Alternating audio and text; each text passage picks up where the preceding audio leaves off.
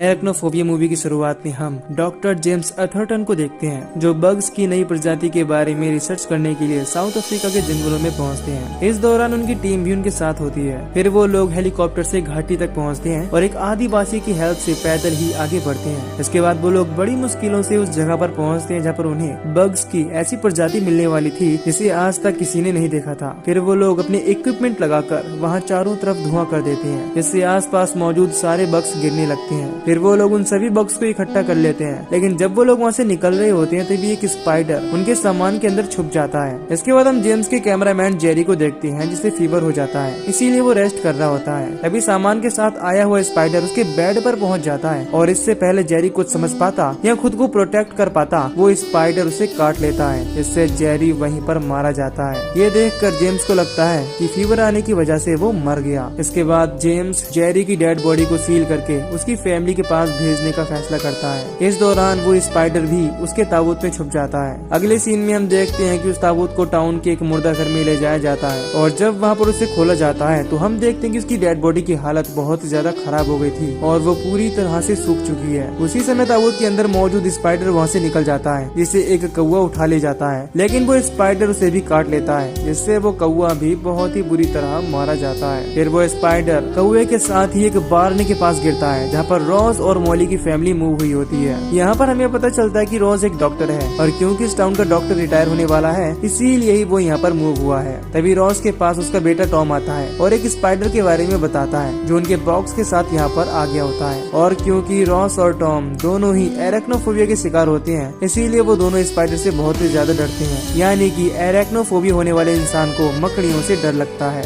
एरेक्नोफोबिया एक ऐसा अजीब फोबिया है जिसके होने से लोगों को स्पाइडर यानी कि मकड़ी से डर लगता है। खैर, अब रॉस की वाइफ मॉली उस छोटे से स्पाइडर को उसी बार में छोड़कर आती है, जहाँ पर जेरी के ताबूत में आए हुए स्पाइडर भी मौजूद होता है। अगले दिन जब रॉस टाउन के पुराने डॉक्टर सैम के पास पहुँचता है तो वो बताता है कि मैं अभी रिटायरमेंट नहीं ले रहा हूँ। यह सुनकर रॉस पूरी तरह से शॉक्ड हो जाता है, क्योंकि वो इसी काम के भरोसे अपनी फैमिली के साथ शहर से इस टाउन में मूव हुआ था, क्योंकि सैम ने कुछ दिन पहले ही उससे रिटायरमेंट के बारे में बोला था। और अब वो उसकी बात सुनकर पूरी तरह से निराश हो जाता है। फिर जब रॉस बाहर आता है तो उसे एक पुलिस ऑफिसर मिलता है, जो उसकी गाड़ी नो पार्किंग में खड़े होने की वजह से उसका पार्किंग टिकट काटता है। लेकिन तभी वहाँ पर मार्गरेट आ जाती है, जो उस टिकट को फाड़ देती है और कहती है कि ये हमारे टाउन के नए डॉक्टर हैं, इसीलिए इन्हें अभी इस टाउन के बारे में ज्यादा जानकारी नहीं है। इसके बाद वो डॉक्टर रॉस को अपने साथ चलने के लिए कहती है और बताती है कि डॉक्टर सैम ने मेरा इलाज करने से मना कर दिया है, इसीलिए मैं चाहती हूँ कि तुम मेरा इलाज करो। इस पर रॉस इस चीज के लिए तैयार हो जाता है। फिर रॉस घर पहुँचकर मॉली को डॉक्टर सैम के बारे में बताता है, जिससे वो काफी परेशान हो जाती है, लेकिन वो उसे समझाता है कि सब कुछ ठीक हो जाएगा, क्योंकि अभी भी हमारे पास एक पेशेंट है। फिर अगले दिन जब मार्गरेट रॉस के पास पहुंचती है तो वो उसे बताता है कि आपका ब्लड प्रेशर नॉर्मल से थोड़ा ज्यादा है, लेकिन फिर भी वो कंट्रोल में है, इसीलिए तुम्हें सैम की दी हुई पिल्स लेने की जरूरत नहीं है। इसके बाद मार्गरेट रॉस को बताती है कि मैं एक पार्टी करने वाली हूँ, इसीलिए वो रॉस को भी पार्टी में इन्वाइट करती है और वहाँ से चली जाती है। फिर हम मॉली को देखते हैं, जो अपने बार्न यानी कि अस्तबल में पहुँचती है। वहाँ पर उसे एक बहुत बड़ा स्पाइडर वेब दिखाई देता है, इसे देखकर वो काफी हैरान होती है। इस दौरान वो इस वेब की पिक्चर भी निकालती है। फिर अगले सीन में मॉली रॉस से मार्गरेट के बारे में पूछती है। इस पर वो बताता है कि वो बहुत ही अच्छी है और उसने मेरे लिए एक पार्टी भी रखी है, जिसका नाम उसने डॉक्टर जेनिंग्स को जानू रखा है। ये सुनकर मॉली काफी खुश होती है। फिर वो रॉस को अस्तबल में मौजूद स्पाइडर वेब के बारे में बताती है और उसे देखने के लिए कहती है, लेकिन रॉस वहाँ जाने से साफ मना कर देता है, क्योंकि वो स्पाइडर से बहुत ही ज्यादा डरता है। लेकिन मॉली उसे समझाती है और अपने साथ बारने में ले जाती है। फिर जब रॉस चेक करने के लिए ऊपर चढ़ता है तो वो नीचे गिर जाता है, जिससे वो काफी डर जाता है और वहाँ से चला जाता है। इसके बाद हम देखते हैं कि वहाँ पर स्पाइडर ने अंडे दे दिए हैं, जो कि जेनिंग्स परिवार के लिए अच्छी बात नहीं थी। फिर हम मार्गरेट की पार्टी का सीन देखते हैं, जहाँ पर कई लोग डॉक्टर रॉस को पसंद कर रहे होते हैं। ये बात डॉक्टर सैम को बिल्कुल भी अच्छी नहीं लगती है। तभी हम बार्न का सीन देखते हैं, जहाँ पर बहुत सारे स्पाइडर्स जो कि अंडे से बाहर निकल चुके थे टाउन की तरफ बढ़ने लगते हैं। इसके बाद हम देखते हैं कि पार्टी खत्म होने के बाद एक स्पाइडर मार्गरेट के घर में पहुँच जाता है और उसके लैंप में छुप जाता है। फिर जैसे ही मार्गरेट लैंप को बुझाने की कोशिश करती है, वैसे ही वो स्पाइडर उसे काट लेता है। इसके बाद अगली सुबह रॉस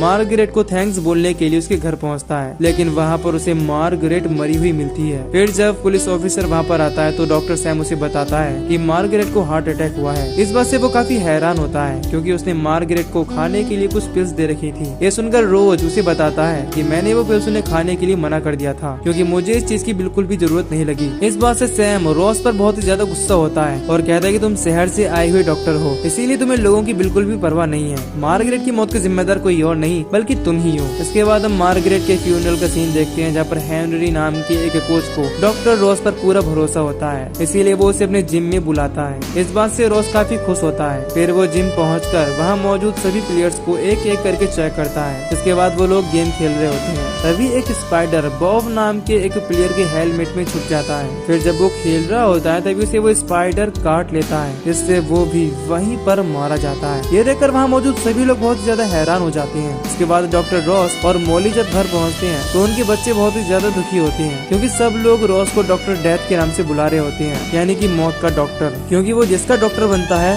वही मर जाता है। फिर हम डॉक्टर सैम को देखते हैं जो एक्सरसाइज कर रहा होता है, तभी एक स्पाइडर उसके शू में छुप जाता है। फिर जैसे ही सैम उस जूते को पहनता है तो उसे वो स्पाइडर काट लेता है, लेकिन उस स्पाइडर को वहाँ से भागते हुए सैम की वाइफ देख लेती है। इसके बाद सैम की हालत खराब होने लगती है, इसीलिए उसकी वाइफ रॉस को कॉल करती है, लेकिन जब तक वो डिटेक्टिव के साथ वहाँ पर पहुँचता तब तक सैम मर चुका होता है। इस बात पर डिटेक्टिव को भरोसा नहीं होता, क्योंकि ये बात काफी हैरान कर देने वाली थी कि कोई भी आदमी एक स्पाइडर के काटने से कैसे मर सकता है। इसीलिए वो रॉस को इस बात की जांच करने के लिए कहता है। यहाँ पर हमें पता चलता है कि सैम के मरने की वजह से रॉस टाउन का डॉक्टर बन जाता है। इस बात से उसकी फैमिली काफी खुश होती है। अगले सीन में हम डॉक्टर रॉस को देखते हैं जो डिटेक्टिव को कॉल करके टाउन में मरे हुए सभी लोगों की डेड बॉडी को इन्वेस्टिगेट करने के लिए उन्हें फिर से कब्र से निकालने के लिए कहता है। इस पर डिटेक्टिव उसे इस चीज की परमिशन दे देता है। इसके बाद रॉस जेम्स का नंबर निकालता है और उसे कॉल करके बताता है कि हमारे टाउन के कुछ लोग स्पाइडर के काटने की वजह से मारे गए हैं, लेकिन जेम्स उसे समझाने की कोशिश करता है कि हो सकता है कि वो लोग स्पाइडर के काटने के बाद डरने की वजह से मर गए हों। लेकिन जब रॉस उसे टाउन का नाम बताता है तो उसे याद आता है कि उसका कैमरामैन यानी कि जेरी भी उसी टाउन से है, इसीलिए वो डॉक्टर रॉस की हेल्प करने के लिए तैयार हो जाता है। फिर जेम्स अपने असिस्टेंट क्रिस को डॉक्टर के पास भेजता है और उसे इस बारे में पता लगाने के लिए कहता है। इसके बाद क्रिस रॉस के साथ कब्र से निकली हुई डेड बॉडीज को चेक करता है। इस दौरान रॉस उसे स्पाइडर के व्हाइट मार्कों को दिखाता है, इसे देखकर वो काफी हैरान होता है। इसके बाद वो जेम्स को इस बारे में बताता है और वहाँ पर आने के लिए कहता है। इस पर वो इस चीज के लिए तैयार हो जाता है। फिर डॉक्टर रॉस क्रिस और पुलिस ऑफिसर के साथ सैम के घर पहुँचता है और वहाँ पर सब लोग मिलकर स्पाइडर को ढूंढने लगते हैं। पहले तो वहाँ पर उन्हें कोई भी स्पाइडर नहीं मिलता। फिर जब पुलिस ऑफिसर एक फूड का पैकेट चेक करता है तो उसे एक मरा हुआ स्पाइडर मिलता है, जिसे देखकर वो बहुत ही ज्यादा डर जाता है। लेकिन क्रिस जब उस स्पाइडर को देखता है तो वो बताता है कि हमें इस स्पाइडर के बारे में रिसर्च करने के लिए ये जिंदा चाहिए। फिर जब क्रिस और रॉस उन स्पाइडर्स को ढूंढ रहे होते हैं तो एक स्पाइडर क्रिस पर अटैक करने की कोशिश करता है, लेकिन वो बच जाता है। इसके बाद क्रिस उस स्पाइडर को जिंदा ही पकड़ लेता है। फिर हम देखते हैं कि जेम्स भी वहाँ पर पहुँच जाता है और वो लोग उस स्पाइडर पर रिसर्च करते हैं। अब इन्हें ये चीज कंफर्म हो जाती है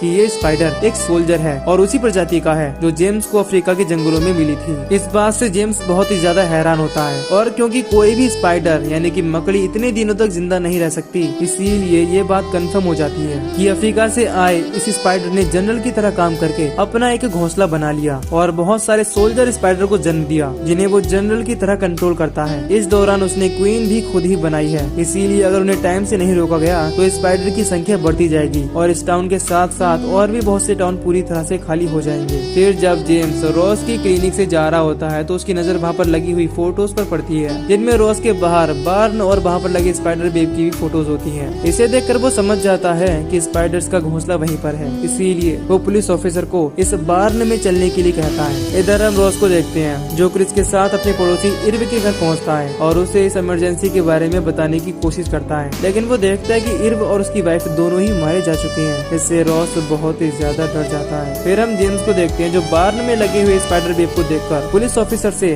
रॉस और क्रिस को बुलाकर लाने के लिए कहता है। इधर जब क्रिस और रॉस टाउन के मैप को चेक करते हैं तो उन्हें ये चीज कंफर्म हो जाती है कि स्पाइडर का घोंसला रॉस के घर के आसपास ही है, जिससे वो बहुत ही ज्यादा डर जाता है और अपनी फैमिली को बचाने के लिए घर की तरफ निकल पड़ता है। तभी हम जेम्स को देखते हैं जो बार्न के अंदर मौजूद जनरल स्पाइडर को पकड़ने के लिए बुलाने की कोशिश करता है, लेकिन वो जनरल स्पाइडर उस पर अचानक से हमला कर देता है। इसके बाद हम रॉस और क्रिस को देखते हैं जिनके साथ डेल्बर्ट नाम का एक आदमी भी होता है जो बग्स को मारने का काम करता है। जब वो लोग रॉस के घर पहुंचते हैं तो डेल्बर्ट स्पाइडर्स को मारने के लिए बार्न में पहुंचता है और वहां पर उसे पता चलता है कि स्पाइडर के काटने की वजह से जेम्स मारा जा चुका है। इस बात से वो काफी डर जाता है। इधर जब रॉस और क्रिस रॉस के घर पहुंचते हैं तभी बहुत सारे स्पाइडर्स उसके घर पर अटैक कर देते जाते हैं। इससे बचकर क्रिस और रॉस की फैमिली तो वहाँ से निकल जाती है, लेकिन रॉस वहीं पर फंस जाता है। फिर जब वो बाहर निकलने की कोशिश करता है तो वो बेसमेंट में गिर जाता है, जहाँ पर उसे पता चलता है कि बेसमेंट में भी स्पाइडर्स का एक घोंसला है। तभी क्वीन स्पाइडर उस पर हमला करने की कोशिश करती है, और क्योंकि वो एराक्नोफोबिया का शिकार था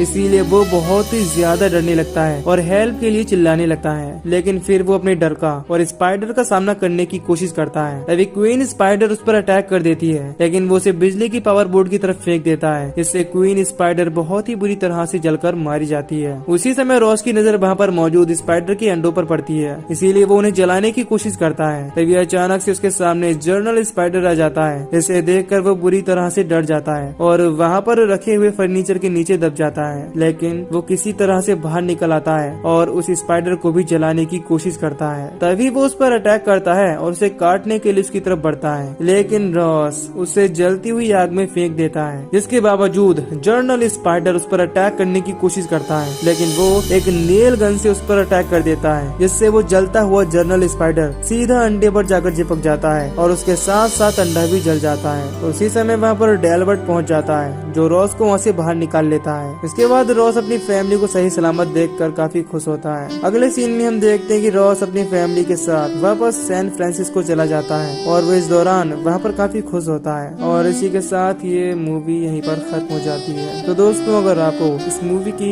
एक्सप्लेनेशन पसंद आई हो तो वीडियो को लाइक और चैनल को सब्सक्राइब कर दीजिए, ताकि मैं मिलूंगा आपसे न्यू वीडियो में। Till then take care, love you, bye bye.